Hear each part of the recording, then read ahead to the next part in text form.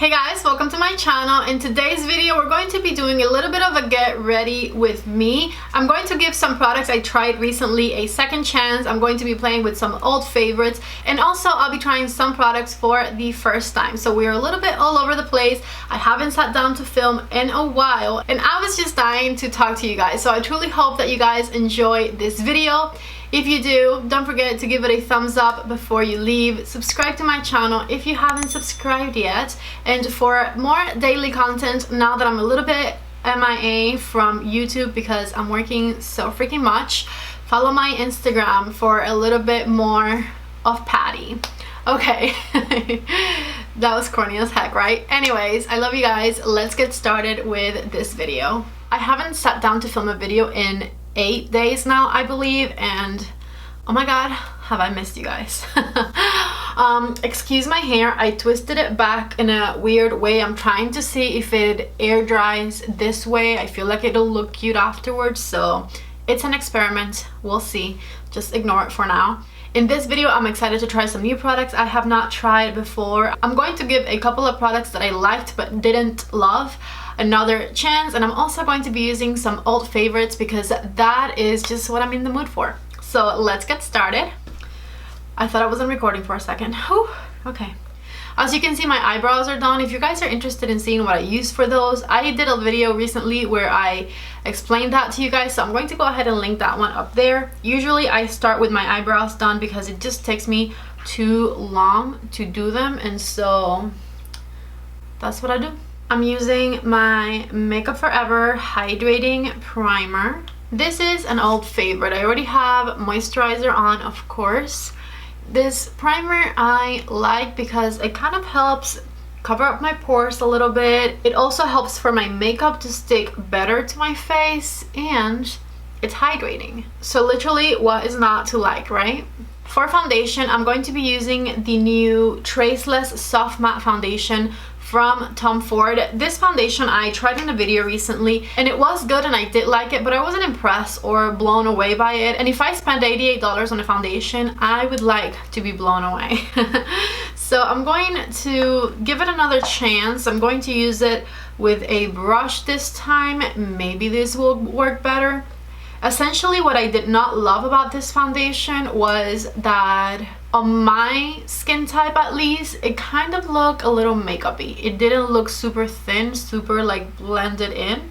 And so that's why I'm giving it a second chance, and this time I'm going to be applying it with the brush all the way, because this way I will be able to just kind of blend it into my skin a little better and see whether it was user error the first time and I should have used a sponge, or if I still am just not blown away by it. I'm using my Sigma Flat Kabuki brush to put it on. This is definitely one of my all-time favorite brushes for foundation. Okay, so Mondays is yard day here and the guy with the blower is coming back, so I will be right back so that you guys don't have to hear that.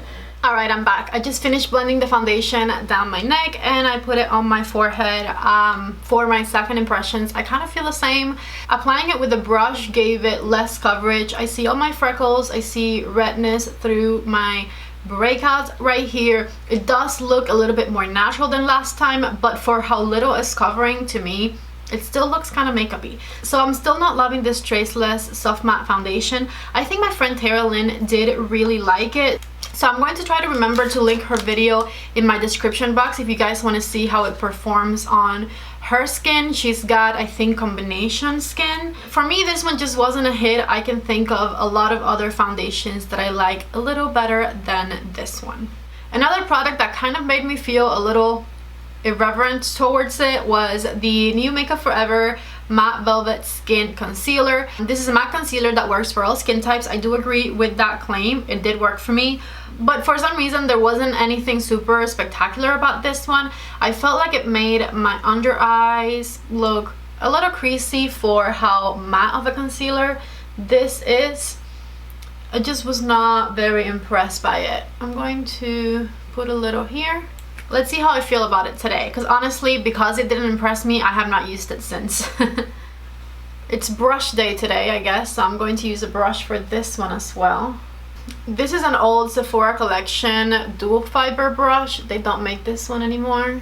And I'm just patting it in place everywhere with the brush. More yard work. False alarm, I think that's this, I think, damn it, it wasn't a false alarm. I'll be back, you guys.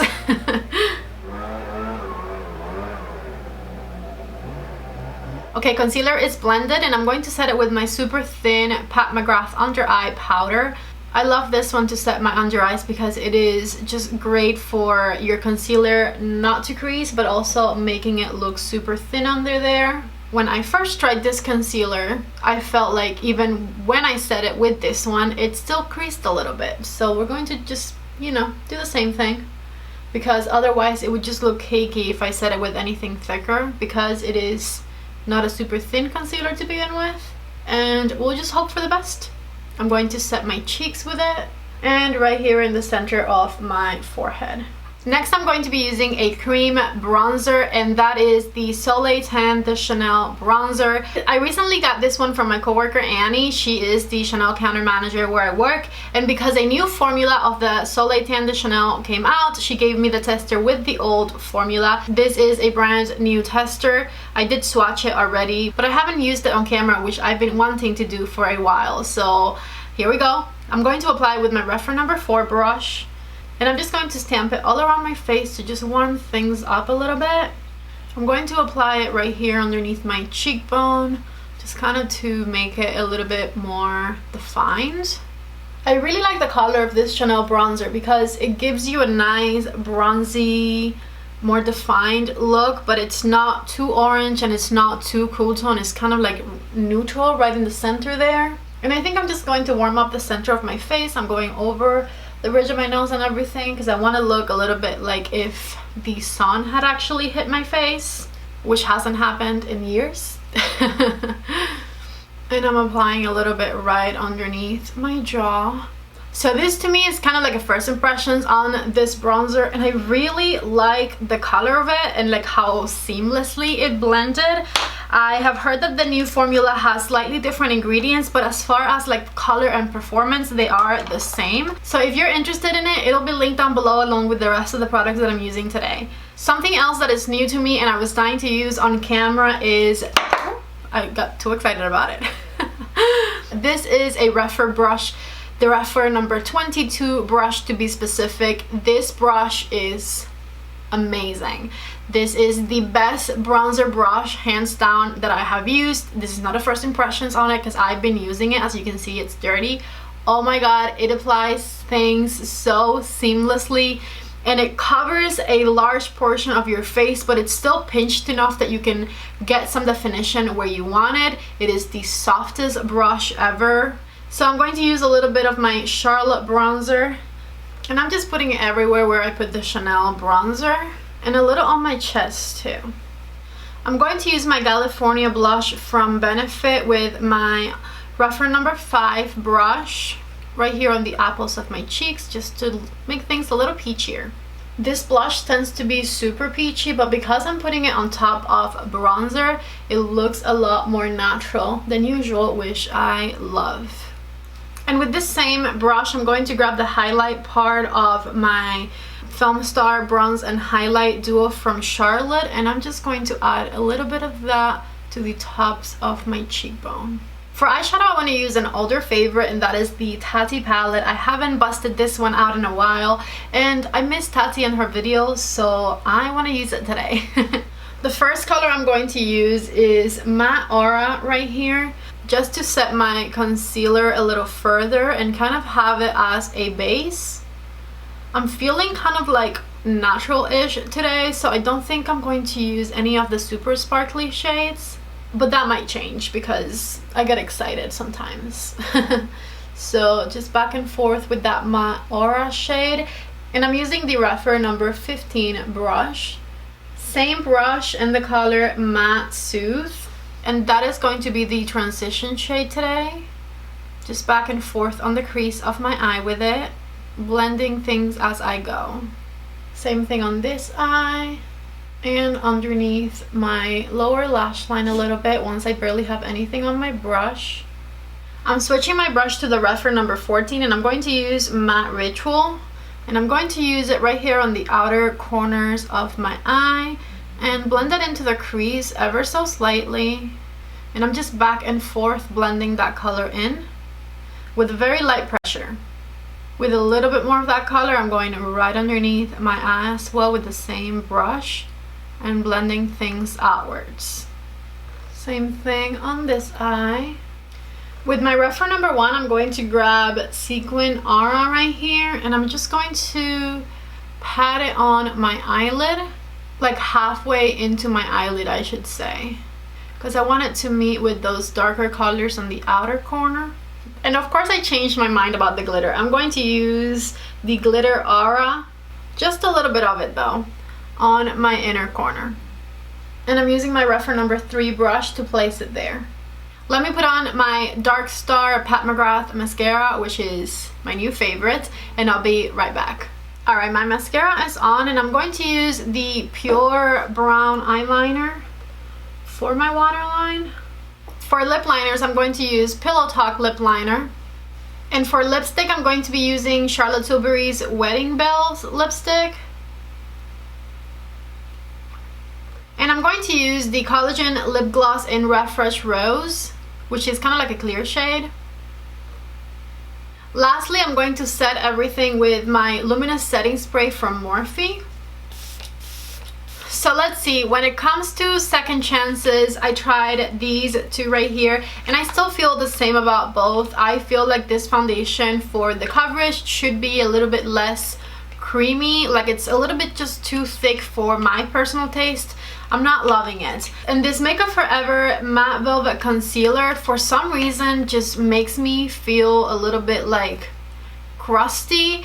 It doesn't have a hydrating feel to me. It's also not drying, but that matte finish makes it look very powdery. So both of these definitely work, but I'm not impressed by either one of them. I still feel the same as when I made my first impressions video on both. As far as old favorites, there hasn't ever been a time where I used my Tati Beauty palette and not loved the look that I came up with or the way that I used it or whatever. This is, I think, one of the easiest, simplest looks I've done with it. It took maybe 3 to 4 shades, and it's a very light look, but the mattes in this palette are really nice, and the glitters I am obsessed with. So even though I used it in a very small portion of my face, just my inner corner, I think it looks really nice in there. The lipstick color Wedding Bells by Charlotte I think looks really nice, especially for this time of year, and I do love wearing it with a very nice natural eye look because the color on my lips is not contrasting any eye look that I'm wearing. So I'm absolutely loving that. And the Soleil Tan, the Chanel bronzer, which I kind of did a first impressions on because I really hadn't worn it the way I did today before. I really liked it, and it kind of reminds me of the Fenty bronzer, so I'm going to just kind of compare them side by side. And it reminds me of this one in the sense that they're both really lightweight creams, very blendable. So let's see how they compare. These are them swatched side by side. My Fenty bronzer that I have, which I have in Butter Biscuit, which is number 2 from Fenty, is a lot more cool tone than the Soleil Tan de Chanel. However, the Soleil Tan de Chanel is even creamier than the Fenty one, which is awesome because the Fenty one is super creamy and the Chanel one is even creamier. They're very lightweight, very blendable, and I have to say I love them both. The Soleil Tan de Chanel has 1 full ounce in there versus the Fenty one has 0.22 ounces. So I think I'm going to do my math and put it on the screen what the price is per ounces, but I think it might be more cost effective to get the Soleil Tan de Chanel because it sounds like it would be more bang for your buck. As far as the rougher brushes, I had already used the eye ones in the 5 Lux 1 palette I did with the Raw Beauty Christie palette, and I absolutely loved the way that they performed. Rougher brushes have such amazing high quality. I cannot say enough good things about them. Now, the new thing to this video was this big old bronzer brush right here, and I am absolutely obsessed with it. It is so nice. It blends your bronzer out so softly. This is the softest thing ever. It is amazing. If you want to spoil yourself and get a super fancy bronzer brush, I definitely recommend that you get this one. So that is it. That brings us to the end of this video. I just wanted to follow up on some products, play with makeup, and talk to you guys. If you guys liked this video, please give it a thumbs up before you leave. Also, subscribe to my channel if you haven't subscribed yet. Follow me on Instagram at PattyCAlonso for more daily content, and I hope that you come back for the next video. Bye!